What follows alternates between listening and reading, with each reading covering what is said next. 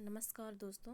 आज एक नई वैकेंसी जो कि उत्तर प्रदेश से आ रही है यूपी कांस्टेबल की, उसके बारे में चर्चा करते हैं। ठीक है, इस में अपन जो नोटिफिकेशन है उस पर अपन बात करेंगे और नोटिफिकेशन में भी जो बातें इम्पोर्टेंट है ना, उन पर चर्चा करेंगे। जैसे सबसे पहले अपन जानें कि किस कैटेगरी के लिए कितने पद हैं। तो आप देखो सामने कि जैसे जनरल हैं तो जनरल के लिए 24,000 है, EWS के लिए 6,000, वहीं OBC के लिए 16,000 वैकेंसी है इसमें, SC के लिए 12,000 और ST के लिए 1,204। इस तरीके से वैकेंसी टोटल जो है वो 60,244 वैकेंसी आई हुई है। सबसे इम्पोर्टेंट चीज़ कि कब से फॉर्म स्टार्ट होने हैं और कब इसका एंड है। तो फॉर्म की जो स्टार्टिंग डेट है वो है 27/12, मतलब इसी मंथ से अभी 2-3 दिन के अंदर 27 तारीख से, परसों से आपके फॉर्म फिल होने लगेंगे। और लास्ट डेट जो है वो है 16 जनवरी 2024। तो ज़्यादा टाइम नहीं दिया उन्होंने, तो कोशिश कीजिएगा कि आप स्टार्टिंग में ही फॉर्म को फिल कर दें, है ना। लास्ट में फिर वेबसाइट बिजी चलने लगती है। आवेदन शुल्क जो है इसका है वो 400 रुपये है। ठीक है, आवेदन शुल्क इसके लिए 400 रुपये रहेगा। और कुछ ज़रूरी जो अपन इसके बारे में बात करें तो वो है शैक्षणिक योग्यता। तो शैक्षणिक योग्यता में से आप कहा कि भारत में विधि द्वारा स्थापित बोर्ड द्वारा 10वीं एवं 12वीं कक्षा में उत्तीर्ण या सरकार द्वारा मान्यता प्राप्त उसके समकक्ष अर्हता होनी चाहिए। मतलब 10वीं या 12वीं कक्षा आपकी क्लियर होनी चाहिए, है ना। इसके आगे देखें आयु में जो लड़के हैं, है ना, मेल कैंडिडेट के लिए है कि आपकी 18 वर्ष की आयु कंप्लीट हो चुकी हो, लेकिन 22 वर्ष की आयु आपने अभी प्राप्त ना की हो।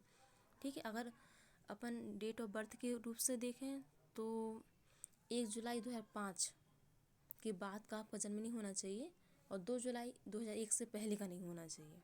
इस तरह अगर फीमेल के लिए देखें तो 18 वर्ष की आयु आपने प्राप्त कर ली हो और 25 वर्ष की आयु अभी आपने पूर्ण ना की हो। ठीक है, तो ये फीमेल कैंडिडेट के लिए रहेगी। बाकी ये किसका है, जनरल का।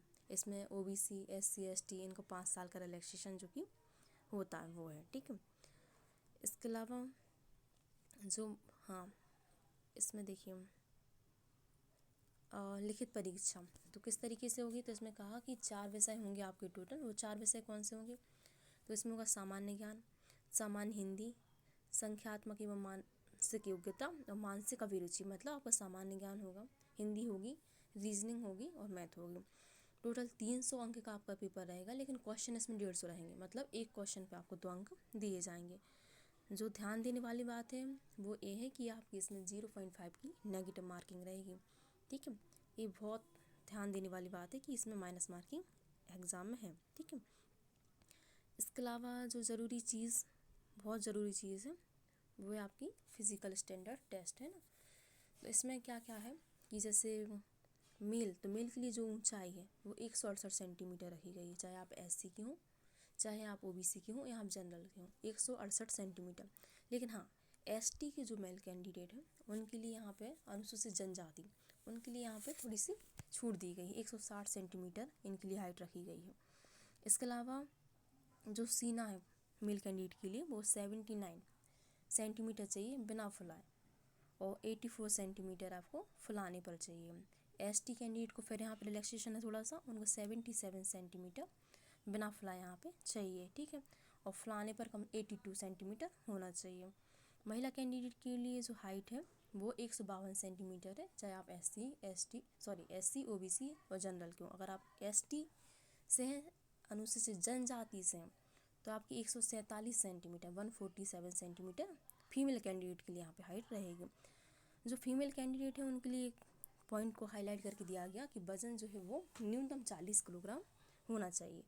तो न्यूनतम आपको 40 kg होना ही चाहिए, इस बात पे थोड़ा सा ध्यान दीजिएगा। ओके, और इसके अलावा हम बात करें शारीरिक दक्षता परीक्षण की, तो जो मेल कैंडिडेट होंगे उनको 25 मिनट के अंदर 4.8, है ना, 4.8 किलोमीटर की दौड़ पूरा करना होगा। वहीं जो फीमेल कैंडिडेट है उनको 2.4 किलोमीटर की दौड़ पूरी करनी होगी 14 मिनट के अंदर। तो इस बात को भी ध्यान में रखिएगा। ओके,